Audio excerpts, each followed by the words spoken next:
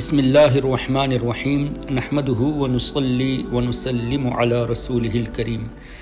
معزز سامعین، حدیث پاک کی روشنی میں کوئی برائی نظر آئے تو کوشش یہ کرنی چاہیے کہ اپنے ہاتھ سے اسے روکے، اور اگر یہ ممکن نہ ہو سکے تو زبان سے اس کو روکا جائے، اور یہ بھی نہ ہو سکے تو کم سے کم دل میں اس کو برا جانے۔ لیکن اس تیسری بات کے تعلق سے کمزور ایمان کا تذکرہ بھی آیا ہے۔ لیکن جب نبی کریم رؤوف الرحیم رحمت دو عالم صلی اللہ تعالی علیہ وسلم کی مقدس ذات کا معاملہ آ جائے تو اب یہ نہیں دیکھیں گے کہ جیسا چاہے وہ کرتا رہے، ہمیں کیا لینا دینا، ہم اپنا کام کریں۔ نہیں، اللہ تبارک و تعالی نے قرآن کریم میں نبی کریم صلی اللہ تعالیٰ علیہ وسلم کے گستاخوں کی برائی کی ہے۔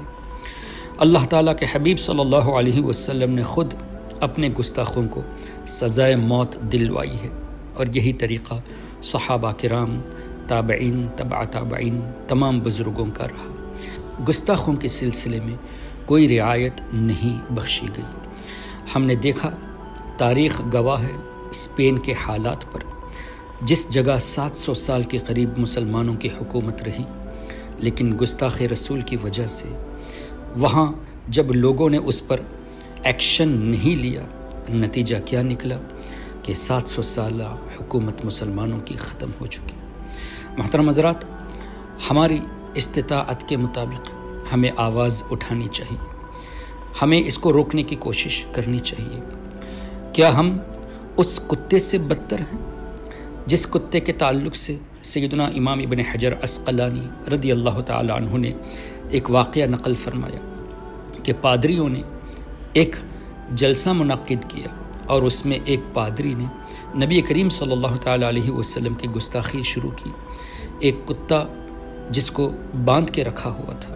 وہ برداشت نہ کر سکا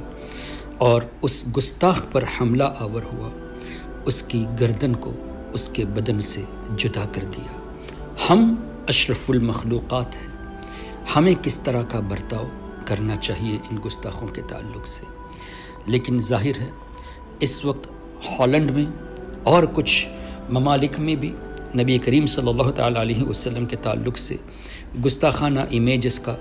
منصوبہ چل رہا ہے، جہاں پر ہم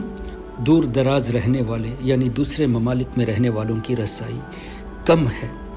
لیکن اس کا مطلب یہ نہیں کہ ہم خاموشی اختیار کریں۔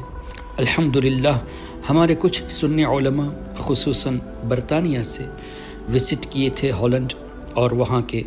لوگوں سے بات چیت بھی کی، ذمہ داروں سے بات چیت بھی کی۔ ہمیں بھی چاہیے کہ کسی بھی طرح ہمارے حکمرانوں کے ذریعے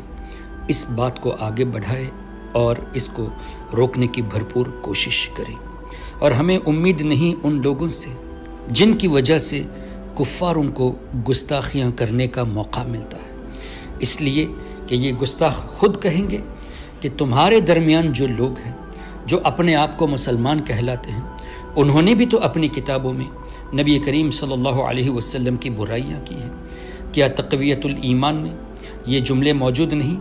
اسماعیل دہلوی نے کیا یہ جملے نہیں لکھے کہ اللہ کے نزدیک کوئی کتنا ہی بڑا بلند رتبے والا ہو، ولی ہو، فرشتہ ہو، نبی ہو، کتنا ہی قریب ترین فرشتہ ہو، اللہ کے آگے چمار سے بھی زیادہ ذلیل ہے؟ کیا یہ کتابوں میں نہیں لکھا گیا؟ جیسا کہ براہین قاطعہ میں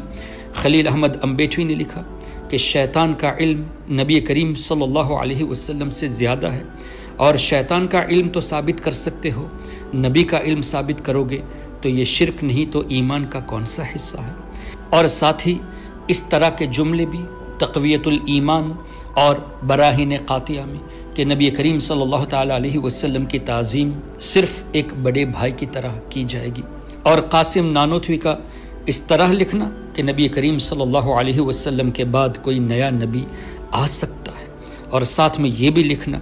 کہ انبیاء اگر امت سے ممتاز ہوتے ہیں تو صرف علوم پر یعنی علم کے معاملے میں ہی ممتاز ہوتے ہیں، باقی رہا عمل تو بسا اوقات امتی برابر ہو جاتا ہے اور بسا اوقات بڑھ جاتا ہے۔ پھر وہ گستاخ یوں بھی تو کہہ سکتے کہ جو لوگ اپنے کو مسلمان کہتے ہیں انہوں نے نبی کی تو گستاخی کی، رب کو بھی کہاں چھوڑا۔ رب کے بارے میں بھی یہ عقیدہ لکھ دیا، جیسا کہ رشید احمد گنگوہی نے لکھا اور خلیل احمد امبیٹوی نے بھی لکھا کہ اللہ تعالیٰ جھوٹ پر بھی قادر ہے، خلف وعید پر بھی قادر ہے، معاذ اللہ۔ محترم حضرات، ہم ان کفاروں کو یہ بتانا چاہتے ہیں کہ چاہے مسلمان کے نام پر کوئی نبی کی گستاخی کرے، چاہے ایک کافر نبی کی گستاخی کرے، مسلمان ہرگز نبی کریم صلی اللہ تعالیٰ علیہ وسلم کی گستاخیاں برداشت نہیں کر سکتا۔ ہمیں چاہیے کہ ہم اپنی استطاعت کے مطابق کوشش کریں، حکمرانوں تک یہ باتیں پہنچائیں اور کسی بھی طرح اس کو روکنے کی کوشش کریں۔ کل بروز قیامت اللہ تبارک و تعالیٰ کی طرف سے یہ اگر سوال ہوا کہ میرے حبیب صلی اللہ علیہ وسلم جن کی خاطر میں نے کائنات بنائی، جن کے صدقے میں میں اپنی نعمتیں دیتا ہوں، ان کے تعلق سے اس طرح کی گستاخیاں کی گئی، اس وقت تم نے کون سا کردار ادا کیا؟ کہیں ایسا نہ ہو کہ اس وقت ہم یہ جواب دیں کہ یا اللہ، اگرچہ تو نے ہمیں اشرف المخلوقات بنایا، اگرچہ تو نے ہمیں استطاعت دی، ہمیں قوت اور طاقت دی، لیکن اے اللہ ہم تیرے حبیب صلی اللہ علیہ وسلم کی خاطر ایک آواز تک اٹھا نہ سکے، اور کہیں ایسا نہ ہو